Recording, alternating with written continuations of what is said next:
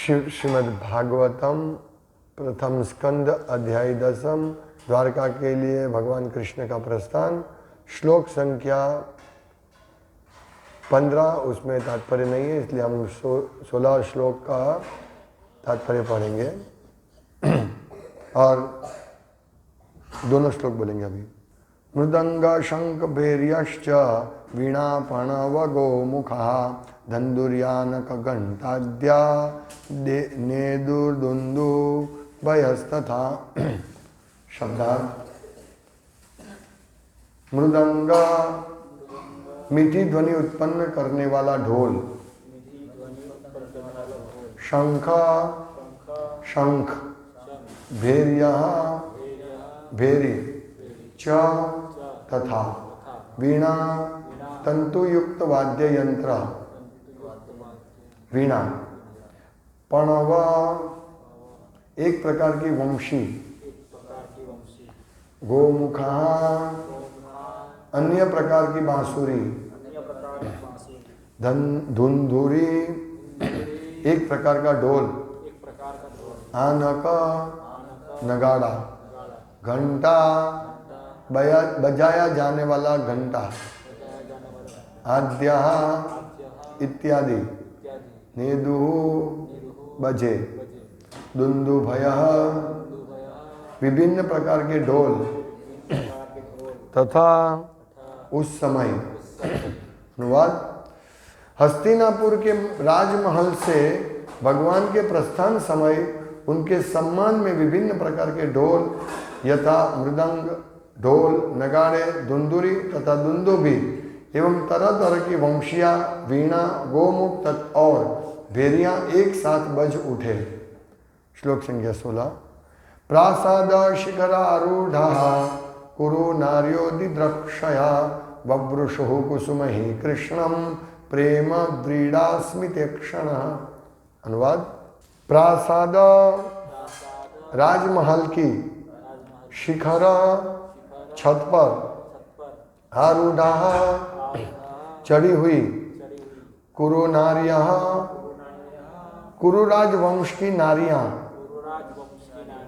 दिद्रक्षया देखने की इच्छा से, बभ्रुषुः वर्षा की, कुसुमहि फूलों से, कृष्णम भगवान कृष्ण पर, प्रेम प्रेम तथा स्नेहवश, व्रीडा स्मिता ईक्षणा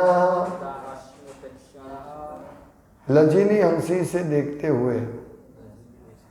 अनुवाद।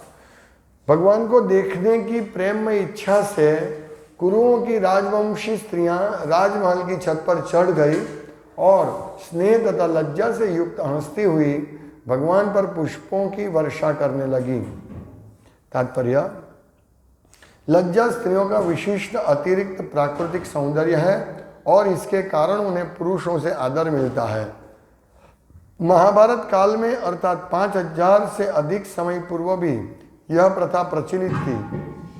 जो लोग विश्व इतिहास से परिचित नहीं है, ऐसे कम बुद्धि वाले लोग ही कहते हैं कि पुरुषों से स्त्रियों को पृथक रखने की प्रथा भारत में मुसलमानों के आगमन में चालू हुई। महाभारत की यह घटना निश्चित रूप से यह सिद्ध करती है कि राजमहल की स्त्रियां पर्दा करती थी, पुरुषों से बहुत कम मिलती थी और वे सब नीचे न जाकर आकर जहां कृष्ण थे राजमहल की छत पर चढ़ गई और वहां से कृष्ण के प्रति सम्मान जताने के लिए उन पर पुष्पों की वर्षा करने लगी। यहाँ यह भी कहा गया है कि महल की छत पर स्त्रियां लज्जा के कारण मुस्कुरा भी रही थी। यह लज्जा स्त्रियों को प्रकृति का वरदान है। इससे उनकी सुंदरता तथा प्रतिष्ठा में वृद्धि होती है। भले ही वे उच्च कुल की न भी हों या कम सुंदर हों। हमें इसका निजी अनुभव है।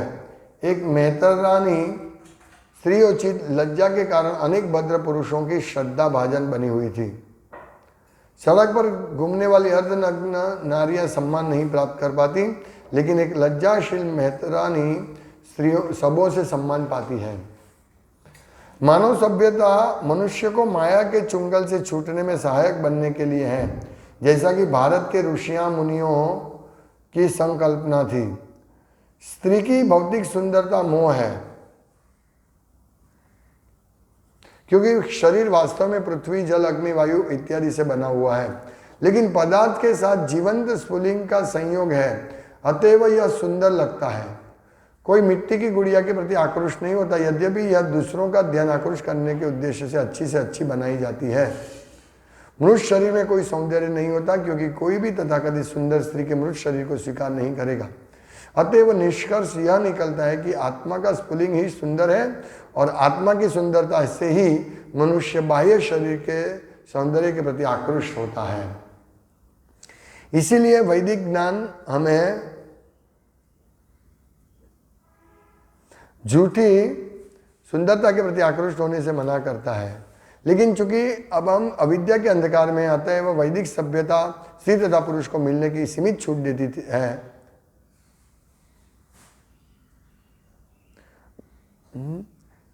लेकिन चूंकि अब हम अविद्या के अंधकार में हैं, अतएव वैदिक सभ्यता स्त्री तथा पुरुष को मिलने की सीमित छूट देती है। वेदों का ये कहना है कि स्त्री अग्नितुल्य है और मनुष्य नवनीत यानी मक्खन के समान है। नवनीत अग्नि के संसर्ग में से अवश्य पिघलता है, अतएव आवश्यकता पड़ने पर ही उन्हें पास पास लाना चाहिए, और लज्जा ही अनियंत्रित मिलने जुलने पर प्रतिबंध स्वरूप है। यह प्रकृति का वरदान है और इसका उपयोग होना चाहिए। तो यहाँ पर श्रील प्रभुपाद समझाते स्त्रियों के बारे में कि स्त्रियों की लज्जा स्त्रियों के एक बहुत बड़ा मूड़ी है, बहुत बड़ा उनका प्राकृतिक सौंदर्य है। स्त्रियों की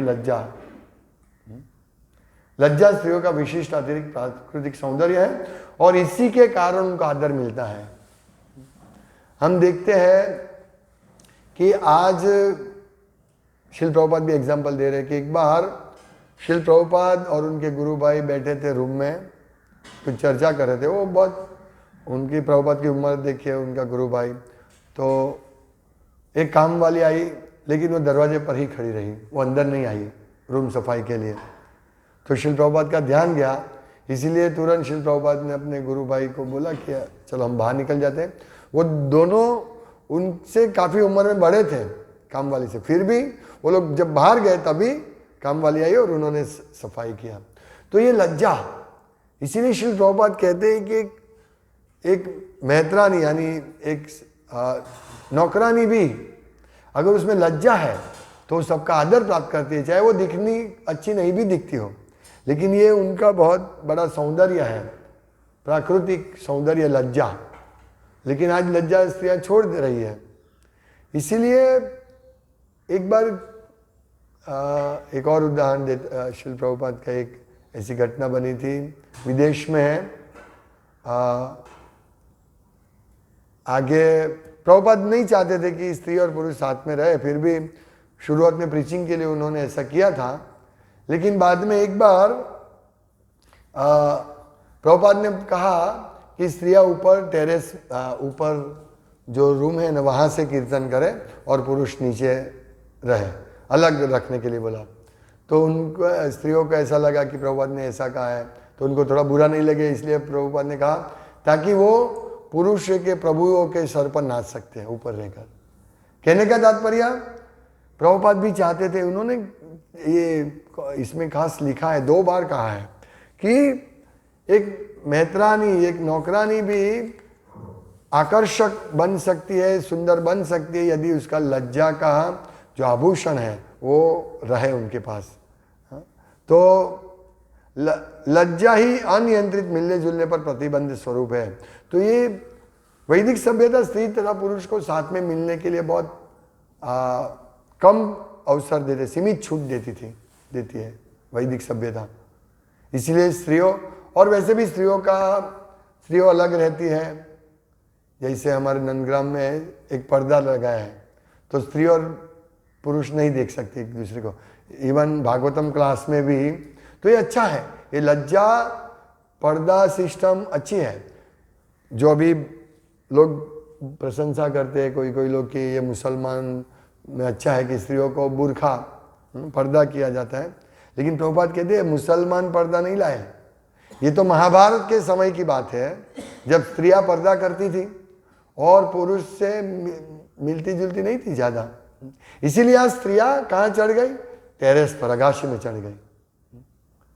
तो यहाँ प्रभुपाद लिखते हैं कि वो कृष्ण भगवान के सम्मान में उनके ऊपर पुष्प की वर्षा करने लगी और वो लज्जा के कारण मुस्कुरा रही थी। तो प्रभुपाद लिखते हैं यह लज्जा स्त्रियों का प्राकृतिक वरदान है, इससे उनकी सुंदरता तथा प्रतिष्ठा में वृद्धि होती है।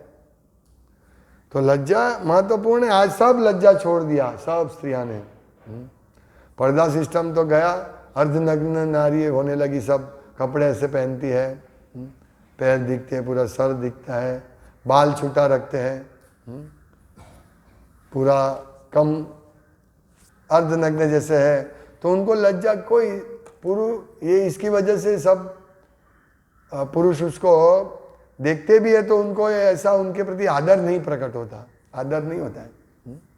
और पुरुष भी काम वासना से देखते हैं, लेकिन लज्जा की वजह से कोई पुरुष उनको देख नहीं सकते हैं और उसका सम्मान रहता है, कितनी अच्छी स्त्री है। लेकिन आज ये कलयुग में तो लोग इसको एडवांस नहीं मानते हैं।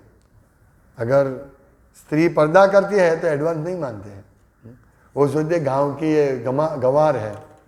लेकिन गंवार अच्छी है कि अपने पति को छोड़ के किसी के साथ बात नहीं करे, वो गंवार अच्छी है, पर्दा रखती है।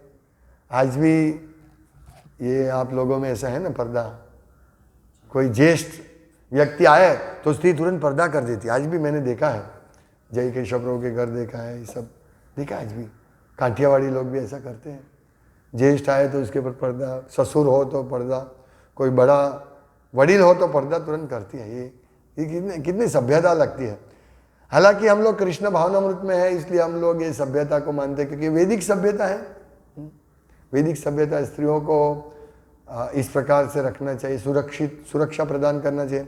लेकिन जैसे ही पर्दा हट गया है, आज स्त्रियां सब नौकरी करने दौड़ती है और पर्दा सिस्टम तो है ही नहीं, तो किस प्रकार से उनकी रक्षा होगी? पुत्र पिता और पति, इन तीनों धर्म की रक्षा होनी चाहिए। लेकिन कैसे होगी? स्त्री ये तीनों की रक्षा के बाहर दौड़ रही है, इसीलिए ना तो उसकी रक्षा होगी, ना ही उसका सम्मान होगा। आज स्त्रियों को लोग सम्मान की दृष्टि से इसीलिए नहीं देखते हैं।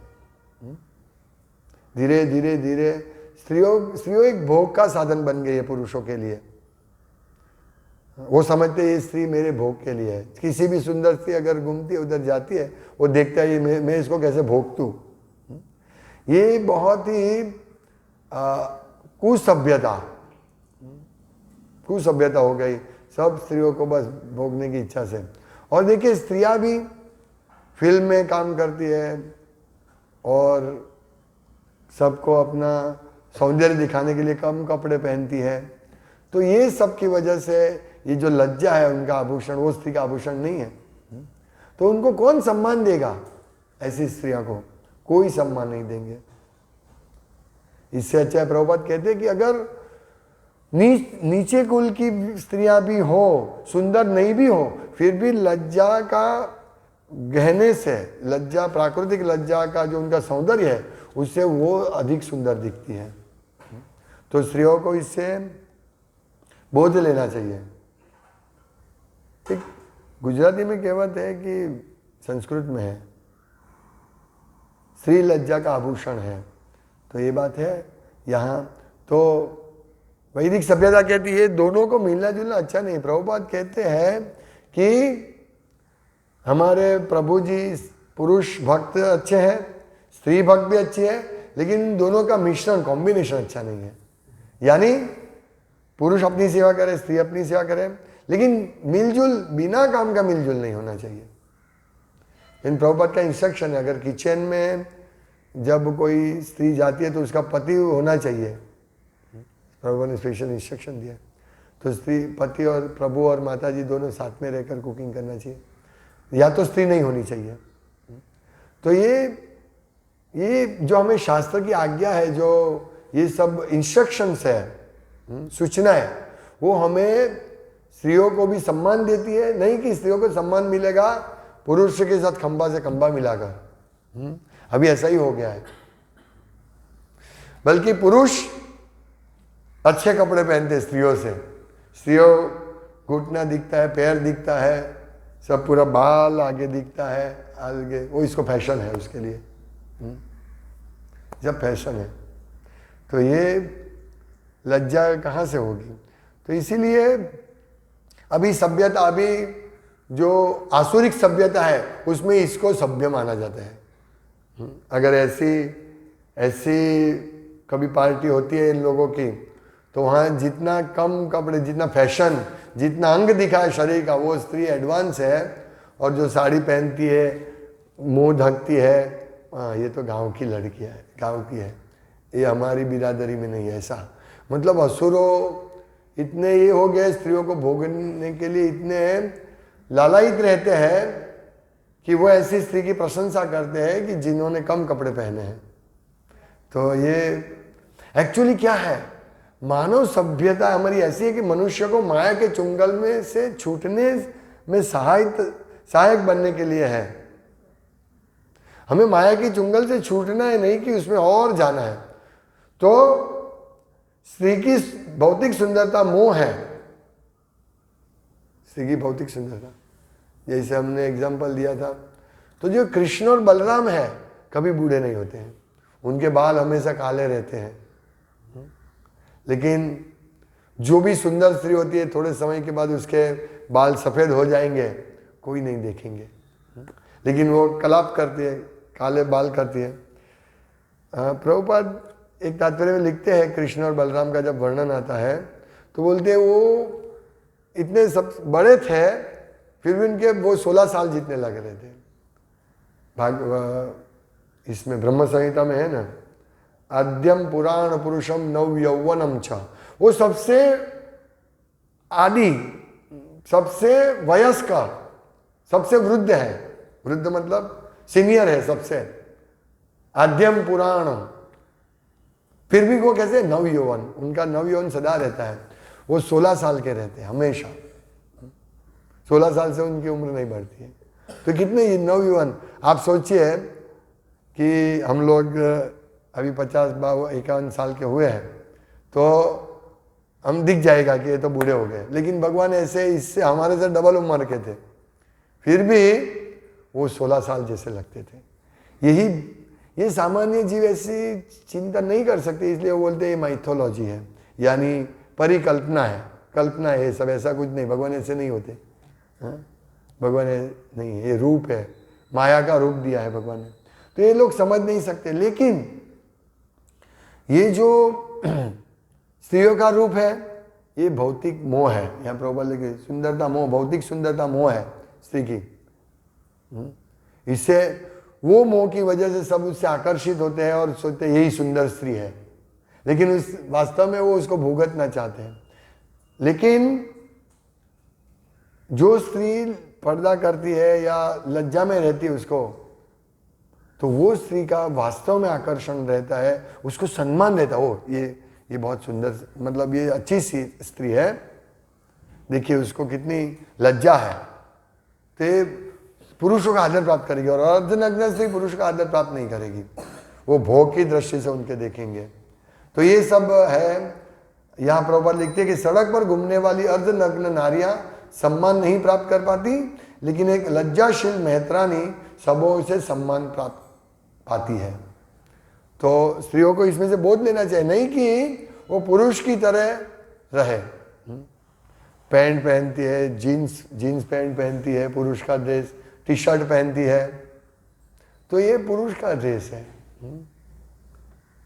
पुरुष को कभी साड़ी पहनते हुए नहीं देखा, अब तक तो नहीं देखा है। तो पुरुष भी, स्त्रियों से अभी पुरुष की लज्जा ज्यादा है कि भाई पुरुष स्त्री का कपड़ा नहीं पहनता है, हमने देखा नहीं है। लेकिन धीरे धीरे बाल अभी स्त्री जैसा हो गया है, कभी कभी बड़ा लंबा लंबा बाल। लेकिन पुरुष को इतना है कि उनको स्त्रियाँ का कपड़ा नहीं दे, लेकिन स्त्रियाँ पुरुष का सब कुछ पहनती है। शॉर्ट पैंट पहनती है, जीन्स पैंट पहनती है, टी शर्ट पहनती है, बाल कटवाती, बाल भी नहीं कटवाना चाहिए स्त्रियों को, लंबा बाल होना चाहिए उनका, और वो भी दिखना नहीं चाहिए, उसको ढक के रखना चाहिए। इसीलिए हम लोग कृष्ण भावनामृत में सब सर ढकते हैं। और दूसरा, स्त्रियां अगर शादीशुदा है तो उसको ये भी सिंदूर ले करना चाहिए, चाला करना चाहिए उसको, ये सब सौभाग्य की निशान है। मंगलसूत्र पहनना चाहिए, बंगड़ी पहननी चाहिए, शाखा शंख से बना हुआ शाखा पहनना चाहिए। ये सब सभ्यता है हमारी वैदिक सभ्यता। तो ऐसी स्त्रियां बहुत अच्छा सम्मान प्राप्त कर सकती है। और पुरुष, ऐसा चीज पुरुष को काम वासना को भड़काता नहीं है। हालांकि स्त्री पुरुष का मिलन कम ही होना चाहिए, लेकिन इस प्रकार से अगर स्त्रियां रहे तो वो पुरुष का कामुक आकर्षण नहीं होगा, वो उसको भुगतने की इच्छा नहीं करेगी।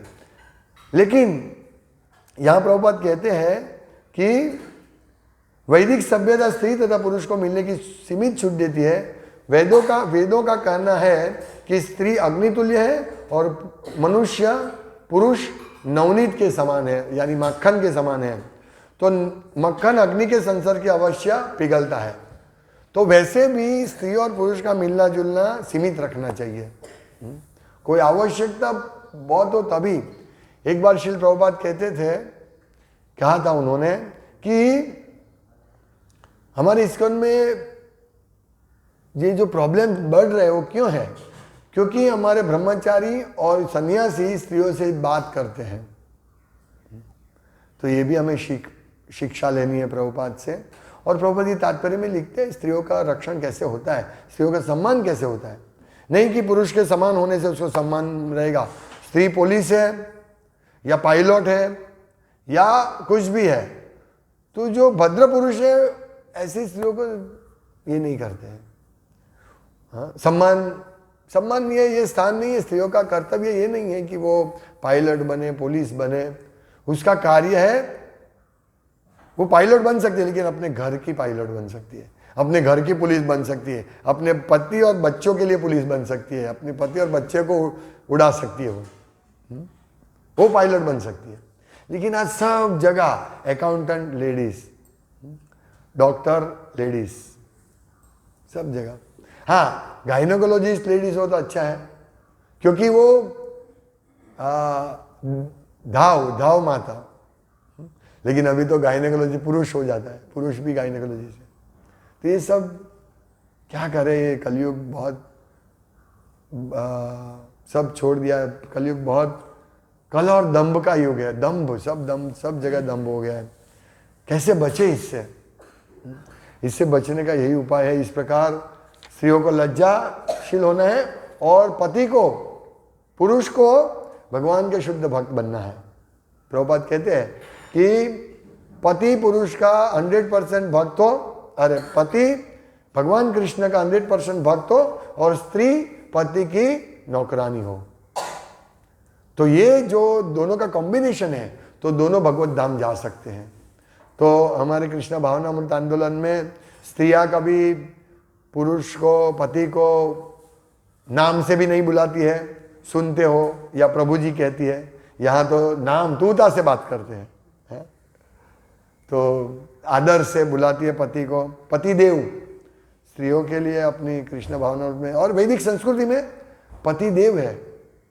और पति का भी कर्तव्य, पतिश्च सास्यात् दैवम तस्यान् पतिश्च सास्यात्, पतिश्च सास्यात् नमोचयेत् समुपैति मृत्युम। तो पति का कर्तव्य है पत्नी को जन्म मृत्यु से के बंधन से निकालना, ये पति का कर्तव्य है। इसीलिए प्रभुपाद कहते हैं कि पति को 100% शुद्ध भक्त होना चाहिए, 100%। और पत्नी भक्त नहीं भी हो लेकिन उसको पति की 100% सेविका होनी चाहिए। तो देखिए ये कॉम्बिनेशन दोनों को, पूरे परिवार को भगवत धाम ले जा सकते हैं। ये कॉम्बिनेशन होना चाहिए। लोग भगवत धाम नहीं जाना चाहते हैं, ये तकलीफ है, क्योंकि उनको मालूम नहीं भगवत धाम में क्या है। भगवत धाम में लोग यहाँ केश को काला करते हैं, लेकिन भगवत धाम में केश काला करने की आवश्यकता नहीं, क्योंकि सब लोग युवान ही है। वहां कोई बूढ़े नहीं है, यहाँ वडील है, तो कृष्ण के बड़े लोग जैसे बलराम भगवान कृष्ण के बड़े भाई हैं, लेकिन वो दोनों सुंदर है, वो कभी भी बूढ़े नहीं होते हैं। ऐसे ही आध्यात्मिक जगत में कोई बूढ़े नहीं है, वहां कोई केश कला ये नहीं करना पड़ेगा, बाल को काला नहीं करना पड़ेगा, कोई ऑपरेशन नहीं करना पड़ेगा ताकि हमारी ये करचलिया जोरिया ऐसे स्किन। अभी हम लोग दिखता है उम्र है ना, पहले जब हम युवान थे तो हमारी जो चमड़ी थी एकदम सॉफ्ट थी, लेकिन अभी लगता है कि ये अंकल। कल एक परसों हम लोग मैं मेरे मित्रों से मिलने बुलाया था, गया था, जाना पड़ता है कभी कभी। तो एक 65 इयर्स ओल्ड व्यक्ति था, तो उसको किसी ने बोला अंकल, तो बोला मैं अंकल दिखता हूँ?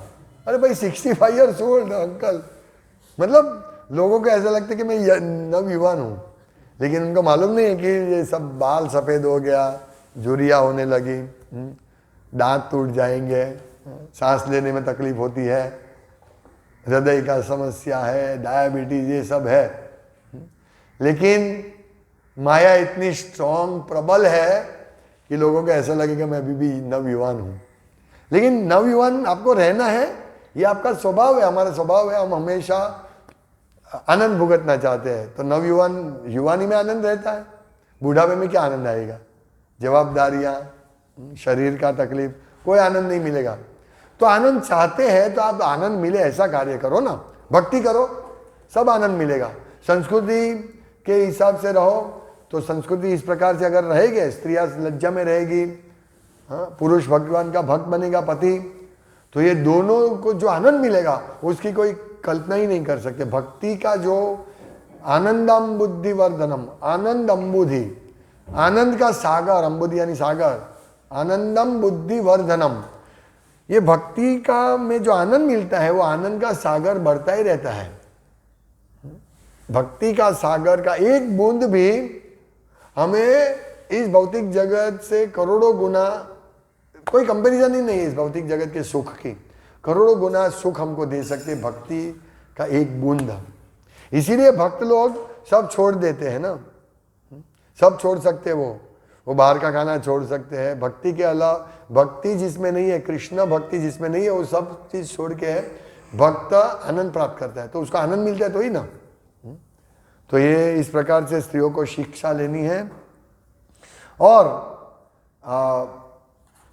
प्रभुपाद कहते हैं कि जो स्त्रियों के लिए विशेष कि लज्जा उनका आभूषण है, ये वरदान है और इसको उपयोग होना चाहिए क्योंकि ये शास्त्र की आज्ञा है। तो हम सब लोगों को ये देखना है कि स्त्रियों के इस प्रकार से रक्षण हो, हमें स्त्रियों को भी ये समझना चाहिए। कृष्ण भक्त है, विशेष करके एटलीस्ट कृष्ण भक्त स्त्रियों को ये लज्जा का आभूषण का उपयोग करना चाहिए, ताकि वो, नहीं तो क्या है, देखिए पति को तू ता से बोलना, फिर एक ये नहीं होगा, आदर नहीं रहेगा, पति के प्रति आदर नहीं होगा। हमारा भी शादी हुआ था तो हमारे मित्र सब तू ता से बुलाते थे, इसीलिए हमें भी ऐसा आया। लेकिन जिस दिन हम कृष्ण भावना में आए ना, उससे पहले ही छोड़ दिया ये। ऐसा नहीं बोलना चाहिए, पति को नाम से नहीं पुकारना चाहिए, आप आदर से बुलाना चाहिए। तो ये सब हमें सीखना है। पति का नाम भी नहीं लेते वैदिक संस्कृति में, मेरे बेटे के पिता ऐसा बोलते थे, उनके पिता।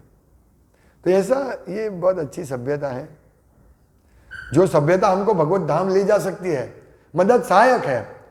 मतलब ऐसा ही सिर्फ यही सभ्यता का पालन करे और कृष्ण भक्ति नहीं करे वो भी नहीं चलेगा। कृष्ण भक्ति करने के लिए सभ्यता बहुत सहाय रूप है, सहायक है। तो लज्जा होगी स्त्री में, और अगर वो कृष्ण भक्ति, उनके पति की सेवा करेंगे, कृष्ण भक्ति करेंगे, तो ये उनको बहुत लाभप्रद होगा। तो ऐसे स्त्रियां नाचती रहती है, कीर्तन में भी स्त्रियों को पीछे रहना चाहिए, पुरुष का आकर्षण नहीं बने बस। वो क्या जरूरत है स्त्रियों को पुरुष को आकर्षित करने के लिए? तो वो सोचे कि नहीं, मैं पुरुष को आकर्षण के लिए नहीं, लेकिन मैं भगवान की प्रसन्नता के लिए नाच रही हूँ। हाँ, आप भगवान की प्रसन्नता के लिए नाच रहे, लेकिन आपको देख रहे पुरुष, ओ ये स्त्री कितनी अच्छा नाच रहे, देखो। हाँ, तो वो उसकी काम वासना भड़क जाएगी। वो पुरुष देख रहा है ना, इसीलिए अच्छा स्त्री जो लज्जाशील है वो सोचे कि मैं क्यों, ठीक है मुझे भगवान के प्रति आदर है, इसीलिए सब स्त्रियां अगाशी में चले गए। देखिए वो नीचे भी आके भगवान को साक्षात, नहीं भगवान यहाँ है तो मैं इसका साक्षात दर्शन करूं, वो अगाशी में चले गए। और यहाँ हम आगे देखेंगे कि भगवान भी उनके ऊपर दृष्टिपात करते हैं। कहने का तात्पर्य कि हम सोचे, स्त्रियां हमारी सोचे कि नहीं हम तो कृष्ण के लिए नाच रहे हैं ना, कृष्ण के लिए नाचना नहीं, ठीक है आपको नाचना है, आप अपने पति के साथ रहे, कृष्ण का फोटो रखिए और फिर नाचिए। दूसरे पुरुष का आकर्षण क्यों बनते हो? ये हमारी सभ्यता नहीं है। इसीलिए हाँ स्त्री हृदय से नाच सकती है ना, हृदय में, अगर जाहिर में तो नाचना नहीं है स्त्रियों को, ये अच्छा नहीं है। क्या आदर प्राप्त करेगी वो स्त्रियां? अपना अलग प्रोग्राम हो स्त्रियों का, तब नाचो जितना नाचना है, तब मालूम पड़ेगा, तब तुम नाचते हो कि नहीं, तब नाच देखना है। कोई भक्त नाचता है, दूसरे को ऐसा लोग मुझे देख रहे हैं, ऐसे भी कभी नाचते हैं, डांस करते हैं, मैंने देखा है कि लोग, कोई है तो नाचते हैं, कोई नहीं हो तब नाचो, तब मालूम पड़े कि यस आप कृष्ण की प्रसन्नता के लिए नाच रहे हैं। कोई देखने वाला नहीं हो तो भी, तो ऐसा होना चाहिए। हम ये मूल पॉइंट निकल जाएगा फिर कि हम नाच रहे हैं, हम तो कृष्ण की प्रसन्नता के लिए नाच रहे हैं, लेकिन वो दूसरे को आकर्षण प्रदान करते, मतलब दूसरे को आकर्षित करते हैं, तो ये अच्छा नहीं है। तो हमारे भगवान के साथ संबंध है, और अगर हम नाचते नहीं हैं भगवान के सामने, लेकिन हमारा हृदय प्रसन्न है और हम हृदय से नाचना चाहते हैं, लेकिन लज्जा के कारण नहीं नाच रहे, तो भगवान वो भाव ग्रहण करने वाले हैं। ऐसा नहीं कि जो नाचने वाली स्त्रियां हैं, दूसरे पुरुष साथ में रहते फिर भी नाचते हैं, तो उसका लज्जा नहीं होता है, तो भगवान को प्रसन्नता नहीं देगी। लेकिन जो स्त्री नाचती नहीं है और हृदय में भगवान के प्रति, हृदय से भगवान का आदर करती है, भगवान का जब कीर्तन करती है, तो वो भगवान को आकर्षित करेगी। तो ये सब सीखना है, क्योंकि यहाँ प्रभुपाद कहते हैं, क्या कहते हैं अभी देखो समझ में आएगा। प्रभुपाद कहते हैं लज्जा स्त्रियों का विशिष्ट अतिरिक्त प्राकृतिक सौंदर्य है, और ये प्राकृतिक सौंदर्य से सब लोग आकर्षित, मतलब भगवान विशेष करके प्रसन्न होंगे, और सबका आदर का पात्र होगी स्त्री। हरे कृष्ण। श्रीमद् भागवतम की जय, श्रील प्रभुपाद की जय।